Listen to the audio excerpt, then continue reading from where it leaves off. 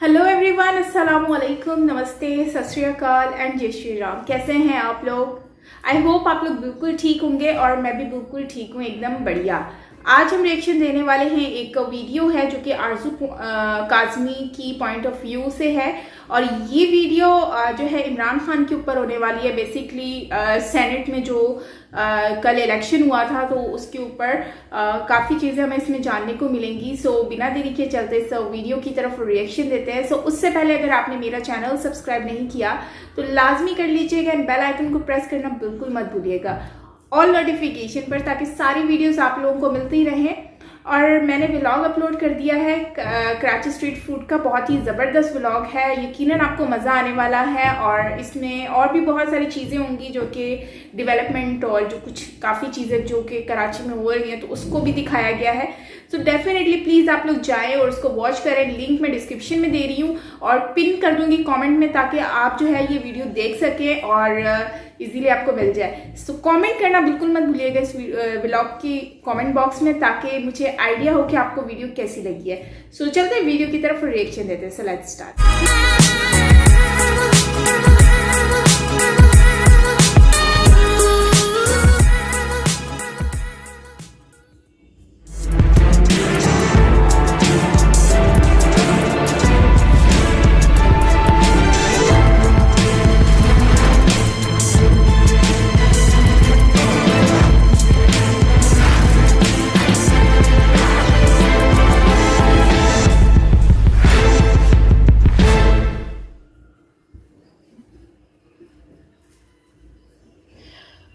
अस्सलाम वालेकुम, नमस्कार, सत श्री अकाल एंड गुड इवनिंग। मैं हूं आरजू काज़मी और आप देख रहे हैं पॉइंट ऑफ व्यू।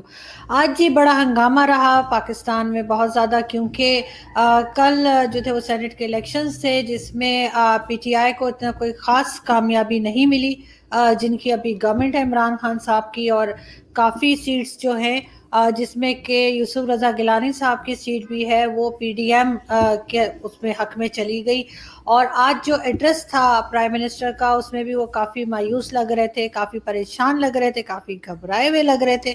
और वो यही कह रहे थे कि जी सेनेट इलेक्शंस में पैसे चलाए गए हैं, लोगों को ख़रीदा गया है। लेकिन यहाँ पे सवाल यही उठता है कि 2018 के इलेक्शंस में जब जहांगीर तरीन साहब को कहा गया कि वो एमएनएस को लेकर अपने प्लेन में लेकर आ रहे थे पैसे देकर और पीटीआई में शामिल करवा रहे थे, तो वो सब कुछ क्या था उस वक्त क्यों नहीं देखा। फिर उन्होंने कहा कि जी करप्शन जो है वो जो करप्ट लोग हैं उनको मैं छोड़ूंगा नहीं, एनआरओ नहीं दूंगा हमेशा की तरह उन्होंने कहा। और इसके अलावा उन्होंने ये भी कहा कि अगर मैं नहीं भी रहा पार्लियामेंट में तब भी मैं इन लोगों को नहीं छोड़ूंगा।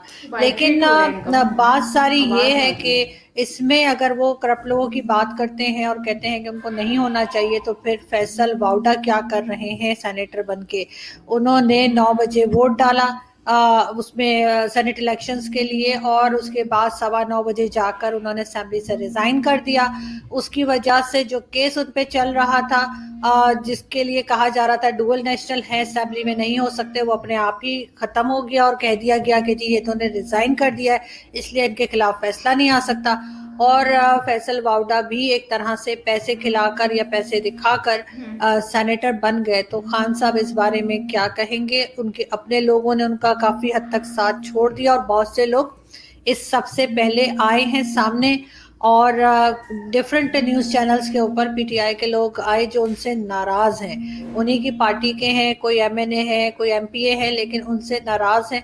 तो ये सब चीज़ अब किस तरफ जाती हुई नज़र आ रही है? क्या एस्टेब्लिशमेंट इमरान खान साहब को चेंज करना चाह रही है? लेकिन एक चीज़ और भी कही जा रही है कि अगर इमरान खान साहब को वोट ऑफ कॉन्फिडेंस नहीं मिला जो वो सैटरडे को लेने का कह रहे हैं, तो ये भी हो सकता है कि वो असेंबलीज को डिसॉल्व कर दें और फिर नए इलेक्शंस की तरफ जाना हो। हमें ज्वाइन किया है बैरिस्टर हामिद बाशानी साहब ने। बहुत शुक्रिया सर कि आपने ज्वाइन किया। मैंने कुछ डिटेल्स बताई हैं इंट्रो में। आप सर किस तरह देखते हैं इस सब मामले को? नहीं, ये तो आपने उनका सारा बता दिया, जो कुछ भी गुज़श्ता कई सालों से हम सुन रहे हैं रिपीटेडली। और ये बड़ा अजीब सा लगता है कि हर दफ़ा जो है ना इमरान खान साहब एक ही चीज़ को बार बार रिपीट कर रहे हैं, बिल्कुल एक ही अल्फाज में। उसमें किसी किस्म के कोई तरमीम या इजाफे के बगैर। तो जो प्राइम मिनिस्टर होता है ना, वो कोई विसल ब्लोअर नहीं होता कि वो कोई साफी है या कोई कमेंटेटर है या कोई रास्ते में खड़ा बंदा है। वो जो कि उसकी जिम्मेदारी होती है कि वो एक प्रॉब्लम को पॉइंट आउट करता है तो उसका फिर सोल्यूशन भी बताए, और सोल्यूशन मुहैया करना उसकी जिम्मेदारी बनती है as a executive of the government. जाहिर है जब आप ये सारी चीज़ें गिन के आए हैं कि जी धांधली हो गई है, इलेक्शन स्टील हो गए, बिक गए, पैसा चल गया, करप्शन हो गई, तो आपके पास इसका सोल्यूशन क्या है? आप कह रही हैं जी कि वो एस्टेब्लिशमेंट उनको फारग कर दे या कुछ, उसको ज़रूरत क्या है एस्टेब्लिशमेंट को? यही तो प्रॉब्लम है फारग करने की, जब आप खुद अपनी हरकत की वजह से खुद ही फारग हैं कतई तौर पे, और आप जो है वो अपने मकासद की तरफ एक इंच भी मूव नहीं हो रहे। अब आप देखें ज़रा उनकी तकरीर के एक एक लफ्ज़ पे आप गौर करें, तो प्राइम मिनिस्टर साहब की इस वक्त ज़हनी हालत ये है कि उन पे जो है वो रहम आता होगा सुनने वालों को वो तकरीर, कि उन्होंने खुद कहा कि जी हमें बड़ा लंबा तजर्बा है। मैं जब 20 साल पहले पॉलिटिक्स में आया था तो मैं हैरान रह गया कि सेनेट में जो है वो वोट बिकते हैं और वहाँ तो बहुत बड़ी करप्शन होती है। फिर हमें उसका फर्स्ट हैंड तजर्बा हुआ जब हम पख्तूनख्वा की हुकूमत हमने बनाई, तो वहाँ हमारी सेनेट की सीटें थी तो हमें पता चला कि ये सीटें बिकती हैं। तो इसमें सबसे पहला सवाल ये पैदा होता है कि जनाब आप इतने अरसे से, जब आपको 20 साल से पता था, 6-7 साल से तजर्बा भी था, 2-3 साल से आप सेनेट की गेमें भी खेल रहे हैं, कभी चेयरमैन की और कभी किसी की, तो फिर सवाल ये पैदा होता है कि आपने किया क्या? और अगर आपने कुछ नहीं किया तो आप किसकी तरफ देख रहे हैं कि who is going to do something? क्या आपके मुतबादल कोई ऐसी फोर्स मौजूद है, कोई ऐसी पावर अथॉरिटी कि जो इस चीज़ को जो है वो करे?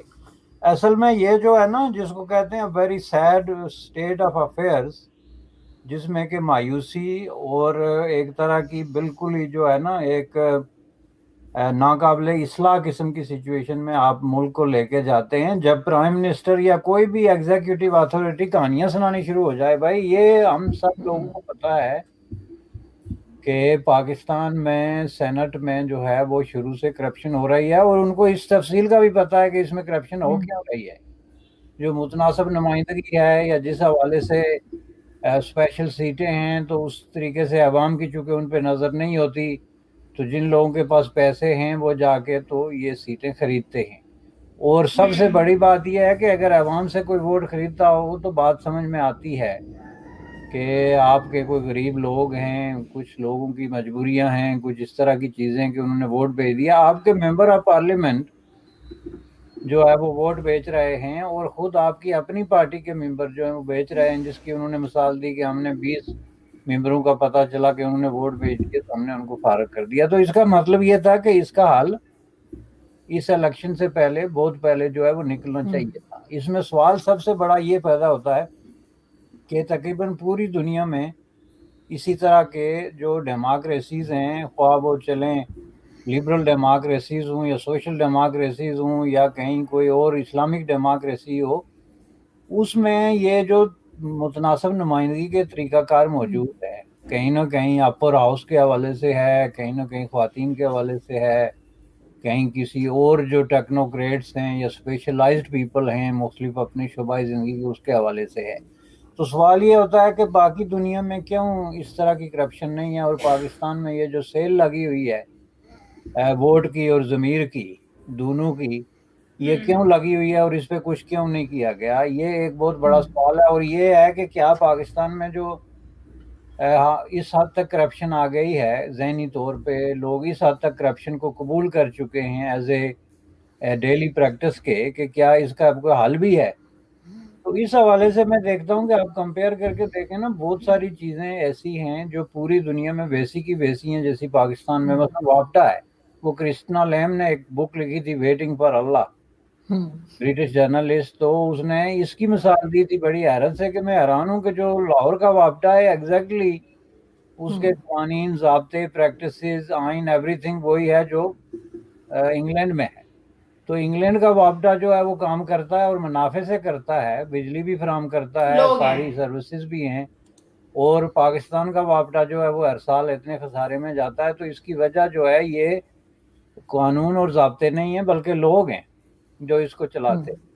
और जब लोग ज़हनी तौर पे इस हद तक करप्ट हो जाएं कि उनको ये परवाह ही ना रहे कि करप्शन कोई बुरी चीज़ है या ये कोई काबिल तनकीद चीज़ है, तो फिर उसके बाद जाहिर है कि आप उसको नहीं रोक सकते। अब देखें, ये जो इन्होंने स्पीच की है प्राइम मिनिस्टर साहब ने, ये तज़ादात का एक मजमुआ है, फुल ऑफ कॉन्ट्राडिक्शन, कि उनको ये पीडीएम का भी ये हवाला देते हैं कि उन्होंने भी जो चार्टर ऑफ डेमोक्रेसी में आपस में लिख के दिया था कि जी ओपन वोटिंग होनी चाहिए, चूँकि जो खुफिया वोटिंग है उसमें जो है वो वोट बिकते हैं, और फिर बाद में उन्होंने आके तो जो है वो इस पे फिर गए। तो ये सारी चीज़ें जब आपके पास डेटा है, आपके पास प्रूफ हैं कि लोग बिके हैं और बिकते हैं, और आप जानते हैं कि आपके मेंबर ऑफ पार्लियामेंट जो हैं वो ज़हनी तौर पे इस कदर करप्शन और मैं कहना चाहिए कि पसमानदगी का शिकार हैं कि वो बातों मेंबर ऑफ पार्लियामेंट अपनी जो है वो बोली लगाते हैं,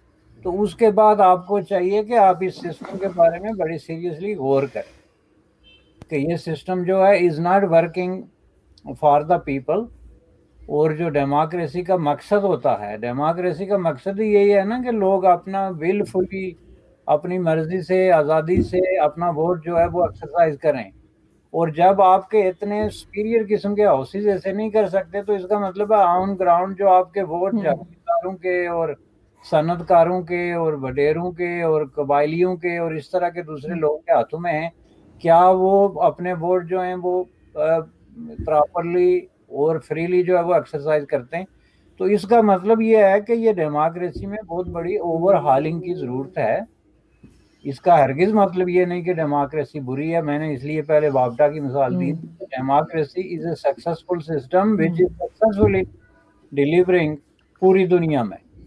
तो लेकिन सर इलेक्शन हुआ सर ना। देखें, पहले जब मैंने वही बात की कि पहले अगर खुद करें तो कोई बात नहीं, उन्होंने जब खुद लोगों को खरीदा था, जो एमएनएस थे, जिन्होंने 2018 में जो इलेक्शन जीते थे, उनको पैसे दे देकर, ये एक ओपन सीक्रेट है कि जहांगीर खान तरीन लेकर आए थे अपने प्लेन्स में, सबने देखा कि जी आप पीटीआई ज्वाइन कर लें, उनको जाहिर पेमेंट की गई, तब ये ठीक था। और अब अगर ये सेनेट का इलेक्शन हार गए हैं, जिसमें कि बहुत बार कई लोगों को मैंने देखा कि हमारे टीवी चैनल्स पे आते हैं और वो ये कहते हैं कि वो पीटीआई से खुश नहीं है, तो ये भी तो हो सकता है कि लोग इनसे नाराज हो गए हो, इनकी परफॉर्मेंस ही ऐसी हो, जैसे कि नजर आ रही है कि किसी चीज में भी ये कुछ कंट्रोल नहीं कर पाए। तो जरूरी नहीं कि पैसा ही चला हो, बैड परफॉर्मेंस का भी तो कुछ हाथ हो सकता है।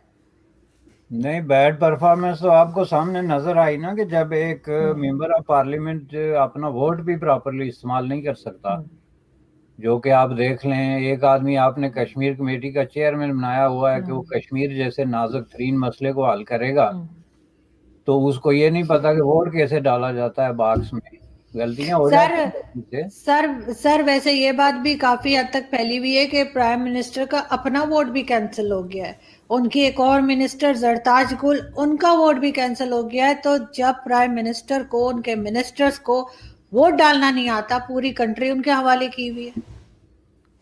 बस ये इनकम्पिटेंसी की इस मिसाल तक तो खैर मैं नहीं उनको लेके जाऊंगा, क्योंकि दैट इज टू मच। लेकिन देखें, ये है मुमकिन है प्राइम मिनिस्टर साहब बहुत ज्यादा स्ट्रेस के अंडर हुए हों, तो उन्होंने गलती कर देता है स्ट्रेस में आके लोग। लेकिन जो बाकी मिनिस्टर्स हैं जिन्होंने इतने ये 6-7 वोट ज़ाया किए, इस तरह किया, ये इनकम्पिटेंसी एक ये ही नहीं है कि वोट ज़ाया हुए, दूसरी ये है कि आपके पास अक्सरियत है बाकौल आपके, और आप जो है वो गिन गिन के रख रहे हैं कि हमारे इतने वोट हैं, तो उसके बावजूद आपके अंदर इतनी एडमिनिस्ट्रेटिव सलाहियतें नहीं हैं कि आप उन वोट्स को प्रॉपरली जो है वो यूज़ कर सकें। तो ये भी इनकम्पिटेंसी की एक और मिसाल है। तीसरी मिसाल ये है कि देखें, ये जो फोरम होते हैं ना, ये जो सेनेट है या कोई भी फोरम है, इनको आप नेशनल फोरम्स कहते हैं, तो इसमें जब हिज़्ब इख्तिलाफ और हिज़्ब इक़्तिदार का इस बात पे इत्फाक हो जाए कि is not working for the benefit of the people,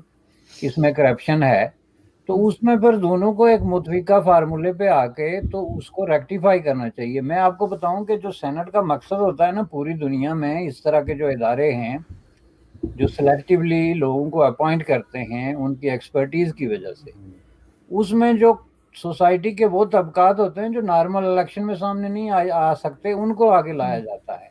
मसलन आपका मजदूर है, किसान है, आपका टेक्नोक्रेट है, आपके बड़े बड़े एक्सपर्ट्स हैं, आपके माहिर माशियात हैं, आपके सोशल साइंटिस्ट हैं, पॉलिटिकल साइंटिस्ट हैं, तो ये लोग चूंकि आम इलेक्शन में नहीं आ सकते, तो उनके लिए ये इस तरह के फोरम्स बनाए जाते हैं ताकि उनकी एक्सपर्टीज से आप फ़ायदा उठा सकें।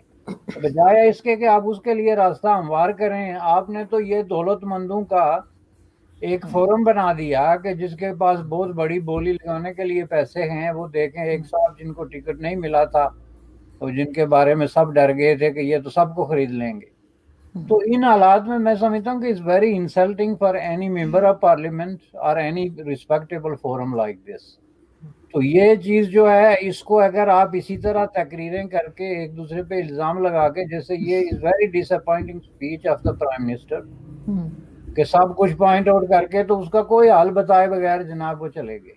भाई ये हमें ऑलरेडी पता है, we know this and everybody knows this कि ये हैपनिंग है, ऐसे हो रही है, तो इसका हल बताएं आप कि आप इसको देखें। पॉइंट सिक्योरिंग की है उन्होंने कि जी करप्शन हो रही है, पैसे चल रहे हैं, इनकम्पिटेंसी है, सारी चीज है, लेकिन मैं किसी को जो है वो एनआरओ नहीं दूंगा। अब इसमें एनआरओ की कहानी कौन से आ गई, इसका एनआरओ से ताल्लुक क्या है?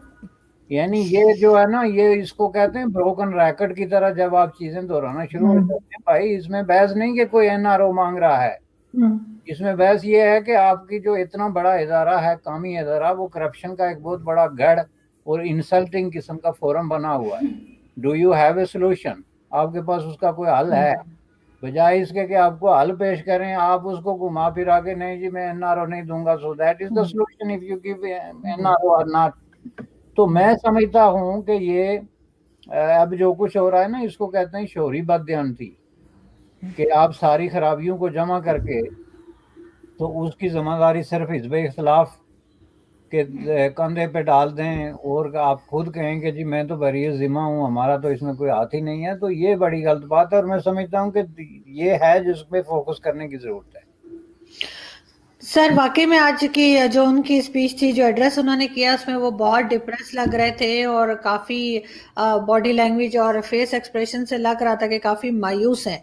अब ये जा रहे हैं सैटरडे को उसके लिए कहना चाहिए वोट ऑफ कॉन्फिडेंस के लिए। आप क्या समझते हैं कि अगर मिल गया तो चलो ठीक है, लेकिन अगर ना मिला वोट ऑफ कॉन्फिडेंस फिर क्या होगा? नहीं, अगर वोट ऑफ कॉन्फिडेंस नहीं मिलता तो डेफिनेटली उनको इलेक्शन करवाने पड़ेंगे, जाहिर है, और तो कोई तीसरा रास्ता नहीं है। इन हाउस चेंज नहीं हो सकता सर? इन हाउस चेंज की कोई उम्मीद नहीं? इन हाउस चेंज मेरे ख्याल में वो मानेंगे नहीं। देखें, आप उनकी पर्सनालिटी से इस वक्त तक तो वाकिफ हो चुके हुए हैं ना कि वो किसी दूसरे को मेरे ख्याल में एज ए प्राइम मिनिस्टर अपनी जगह रिप्लेस करने के बजाय कहेंगे जी इलेक्शन होने चाहिए। तो इसलिए इलेक्शन, लेकिन पहली बात यह है कि उनको वोट मिल जाएगा, ये भी बात नहीं है कि बिल्कुल ही नहीं मिलेगा, उसके भी चांसेस मौजूद हैं। ये जो सिचुएशन थी ये टोटली एक डिफरेंट किस्म की सिचुएशन थी और ये एक बड़ा मुकाबला हो रहा था जिसमें उन्होंने पूरे तरीके से अपना जो है वो उस पर तवज्जो नहीं दी, वरना इसके भी जो है वो किसी न किसी तरीके से कोई बाइज्जत रास्ता जो है वो निकाल सकते थे। लेकिन मैं ये समझता हूँ कि ये बुनियादी तौर पे जो इंडिकेशन है ये उनकी शिकस्त है, क्योंकि ये जो वजीर खजाना साहब थे ये उनको रिप्रेजेंट कर रहे थे गवर्नमेंट को, और ख़ुद इमरान खान साहब के बाद वो मोस्ट इम्पॉर्टेंट तरीन जो की पोस्ट है उस पर वो बैठे हुए हैं। उनको अपने मेंबर ऑफ पार्लियामेंट जो है वोट ऑफ नो कॉन्फिडेंस कर देते हैं। इस तरीके से ही वोट ऑफ नो कॉन्फिडेंस ही हो गया ना एक तरीके से। मैं समझता हूँ कि उनका जो अखलाकी जवाज़ है वो ख़त्म हो जाता है। लेकिन ये तकरीर उन्होंने कबल अज़ वक्त कर दी, इसकी कोई ज़रूरत नहीं थी, आउट ऑफ प्लेस तकरीर है ये। इनको सेनेट के इलेक्शन, ये जो वोट ऑफ नो कॉन्फिडेंस की बात कर रहे हैं उसके बाद करना चाहिए था, ताकि उसमें फिर ये कोई बात ज़ाब्ता तरीके से बताते कि अब जो है वो मेरा ये फार्मूला है या कोई ये तरीका है। तीसरी चीज़ जो इस तकरीर के हवाले से आपने नोट की होगी कि वो हमेशा जो है वो कहानी सुनाना शुरू हो जाते हैं कि मैं जब बड़ा हो रहा था तो पाकिस्तान का ये था, जो कि एक मैं समझता हूँ कि हिस्ट्री को डिस्टार्ट करके पेश कर रहे हैं बार बार और ये मसले का सलूशन नहीं है कि पाकिस्तान अयूब खान के दौर में हर आदमी जो थोड़ा बहुत जो है पॉलिटिकल साइंस का इल्म रखता है उसको पता है कि अयूब खान का इस्तकबाल वाशिंगटन में इसलिए नहीं हुआ था कि पाकिस्तान को बहुत बड़ा और ताकतवर मुल्क हो गया था कि अयूब खान ने को बहुत बड़ा तीर मार दिया था। उसकी वजह ये थी कि पाकिस्तान जो है वो जो सर्द जंग के दौरान दो बड़े ब्लॉक थे, सोवियत यूनियन और अमेरिका, उनमें से उसने यूनाइटेड स्टेट ऑफ अमेरिका के साथ अपने आप को अलाइन किया, जो कि बहुत बड़ी गलती थी। और उस वक्त जो है वो चूंकि अमेरिकन इंपीरियलिज्म जिसको आप कहते थे उस वक्त, वेस्टर्न इंपीरियलिज्म जो सोवियत यूनियन के खिलाफ एक महाज बना था पूरी वेस्टर्न पावर्स का, उनका तो ये था कि वो हर दुनिया के चापे ममालिक को ढूंढते थे और उनको अपना एलाइज बनाते थे, क्योंकि सर्द जंग के हवाले से एक एक जगह जो है उनके लिए इम्पोर्टेंट थी।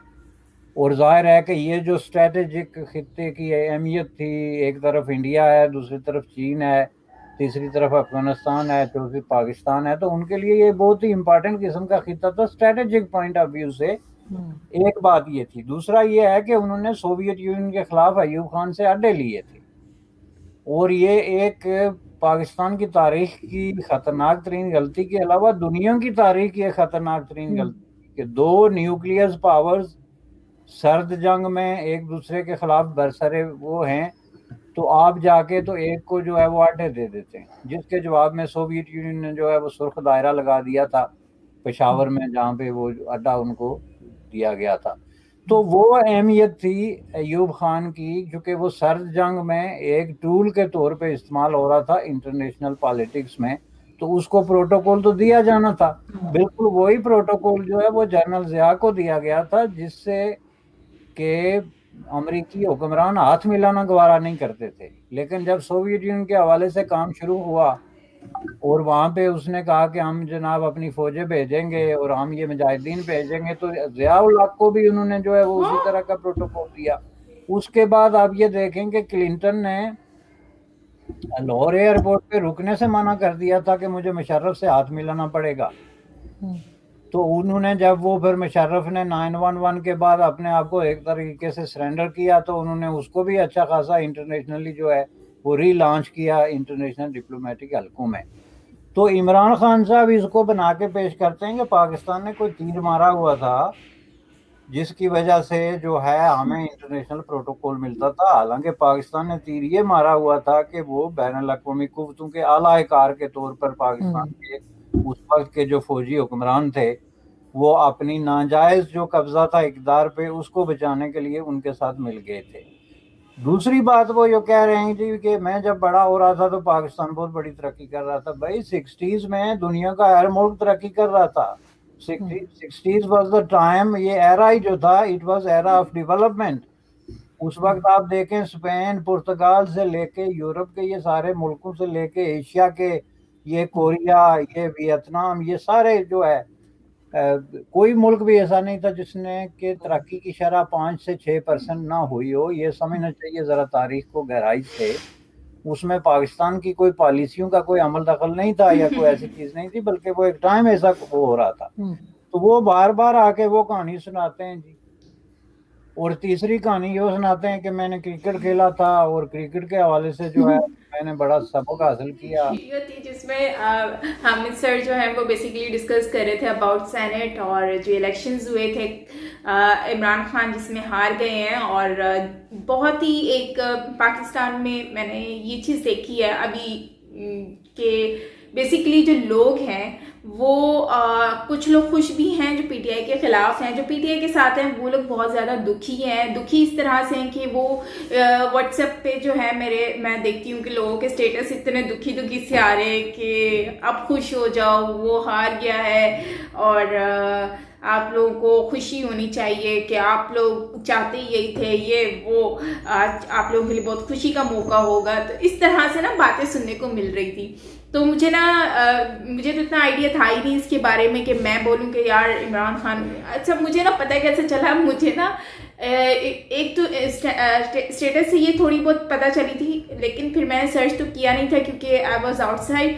फिर उसके बाद मुझे इंस्टाग्राम पर और यूट्यूब पर इस तरह के कमेंट्स आ रहे थे। मुझसे लोगों ने पूछा कि साइमा मतलब इंडियन फ्रेंड्स हैं, उन लोगों को बहुत ज़्यादा नॉलेज होती है इसके बारे में, इवन तो मैं पाकिस्तान में बैठकर मुझे उस वक्त इतना आइडिया नहीं था क्योंकि कल ही की बात है, रात में ही मुझे पता चला था। तो उसमें इमरान खान जो है उनको निकाल सेनेट में वो हार गए हैं वोटिंग से, और जो है उसमें ये कह रहे हैं कि धांधली हुई है या पीक गए हैं।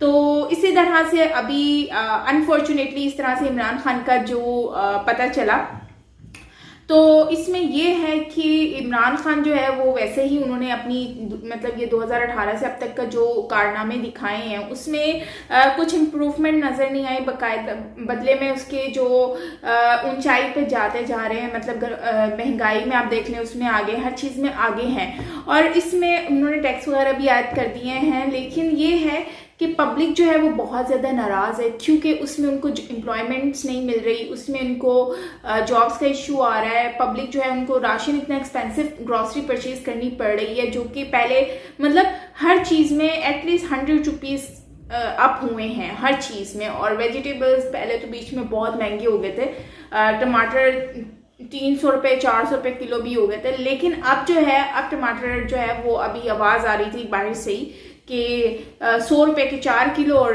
50 रुपये के 2 किलो।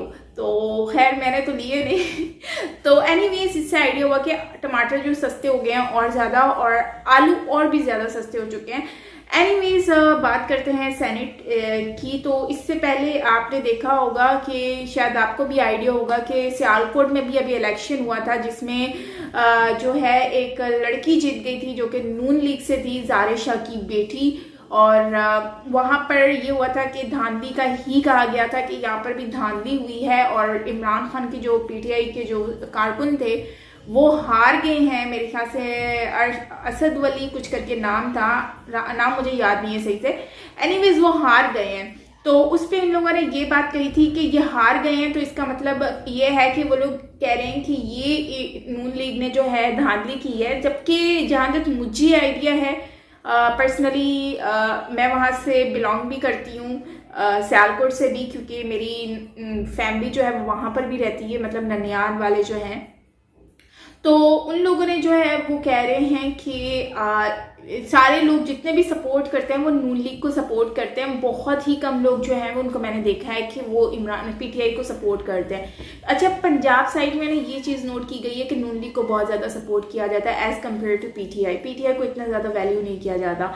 एनीवेज उसमें अब चांसेस तो नून लीग के ही थे, तो बाकी पीटीआई कह रहा है, उन्होंने दावा किया है कि नहीं ऐसा नहीं हुआ। और उसमें बहुत सारे फसादात भी हुए और बहुत सारे लोगों को मारा भी गया है, और बहुत सारे मतलब इलेक्शन में ना ये सारी चीज़ें बहुत ज़्यादा होती हैं।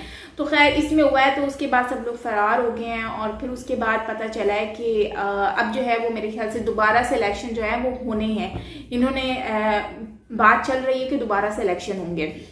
एक तो ये बात हो गई, तो वहाँ से भी पीटीआई का इस तरह का चक्कर चल रहा है। और अब जो है सेनेट का भी आ गया है कि सेनेट में भी लोग जो है मतलब इमरान खान जो है उनकी सीट्स कम हो गई हैं या फिर उनको वो हार गए हैं, तो अब वहाँ पर भी दोबारा से इलेक्शन होने के चांसेस हैं। मतलब कि सैटरडे को पता चलेगा कि क्या मामलात होते हैं। इमरान खान का जो अभी एक उन्होंने स्पीच भी दी थी जो कि बहुत ही मायूस होने वाली थी, और मायूसी उसमें दिखाई दे जा रही थी, और जिस तरह से वो डिसहार्ट हुए थे और उसमें शो कर रहे थे कि एक्चुअली मैं जो हूँ बहुत ही ज़्यादा, मतलब उनको पता चल रहा था उनकी बातों से कि वो कितना डिसहार्ट हुए हैं।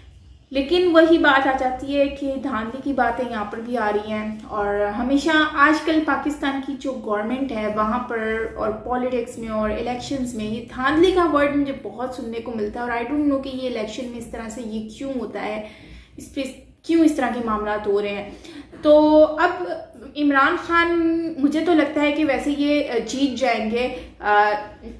अगर सैटरडे को नहीं जीतते तो फिर तो जाहिर सी बात है बहुत सारी चीज़ें जो हैं इनको अब दोबारा से उनकी पीटीआई को फेस करनी पड़ेंगी। और अब तो पब्लिक बहुत ज़्यादा नाराज़ भी, और माइट भी रीज़न हो सकता है कि ये जो हार गए हैं तो उसकी वजह से लोग बहुत ज़्यादा इनसे डिसअपॉइंट हो गए हों, और आपसी मुखालफात भी हो सकते हैं, और भी बहुत सारी चीज़ें हो सकती हैं जिसकी वजह से ये चीज़ें हमें देखने को मिल रही हैं। और वैसे तो ज़्यादातर यही लगता है कि लोग जो है ये नया पाकिस्तान और आपने घबराना वाला जो डायलॉग है, इससे बहुत ज़्यादा लोग डिसअपॉइंट हो चुके हैं, क्योंकि हमेशा से वो यही कहते आए हैं कि आपने घबराना नहीं है, लेकिन उसका सॉल्यूशन भी साथ में देना चाहिए। टॉपिक तो बता देते हैं लेकिन सॉल्यूशन कभी ये नहीं बताते, और इस चीज़ से लोग बहुत ज़्यादा डिसअपॉइंट होते हैं। जैसे कि हामिद सर ने भी यही बात कही है कि हमेशा ये बात तो कर जाते हैं लेकिन उसका सॉल्यूशन नहीं देते। अभी धांधली तो इन्होंने आकर बता दी लेकिन उसमें सॉल्यूशन नहीं दिया। लोगों को अपनी क्रिकेट मैच के बारे में बता देते हैं कि मैंने यहाँ से स्टार्ट किया था, मैं यहाँ तक आ गया हूँ, और उसका सारा प्रोसीजर नहीं बताते। उसके बाद उसका हल नहीं बता रहे कि इलेक्शन तो वो जीत गए, लेकिन इलेक्शन में जो इन्होंने 20 साल में इतनी मेहनत की है, लेकिन अब आकर क्या किया है वो नहीं बताते। तो ये सारी चीज़ें हैं जिसकी वजह से लोग बहुत ज़्यादा डिसअपॉइंट हुए हैं, और यही चीज़ है कि बहुत सारे लोग जो हैं वो उसमें खुशी का इज़हार करते हैं, लेकिन जो पीटीआई को सपोर्ट करते हैं तो वो लोग डेफिनेटली उनको कहते हैं कि ठीक है पीटीआई जो है वो अच्छा हो गया, चली गई, और जो सपोर्ट करते हैं वो नहीं है खुश, बेसिकली वो बहुत डिसहार्ट हैं और स्टेटस भी देखने को मिलते हैं। लेकिन देखते हैं कि अब क्या होता है। सैटरडे को जो इनका इजलास होगा उसमें अभी क्या ये जीतते हैं कि नहीं जीतते, सो उसी में ही आइडिया होगा। बाकी अभी मेजर साहब की वीडियो पे जो है उनकी वीडियो का मुझे बहुत बेचैनी से इंतज़ार है, क्योंकि उनकी वीडियो से ही बहुत सारी चीज़ों का आइडिया होता है और अच्छे से क्लैरिटी हो जाती है। तो यकीनन अगर जब भी वीडियो आए इस पर तो आपने मुझे ज़रूर शेयर करनी है कमेंट बॉक्स में या फिर इंस्टाग्राम आईडी पर, तो हम उस पर ज़रूर रिएक्ट करेंगे पहली फुर्सत में। सो गाइज ये थी हमारी आज की वीडियो। आई होप आपको अच्छी लगी होगी। मिलते हैं नेक्स्ट वीडियो के साथ, तब तक के लिए अपना ख्याल रखिएगा। This is me Saima Peerzada, lots of love for you. Bye bye, नमस्ते।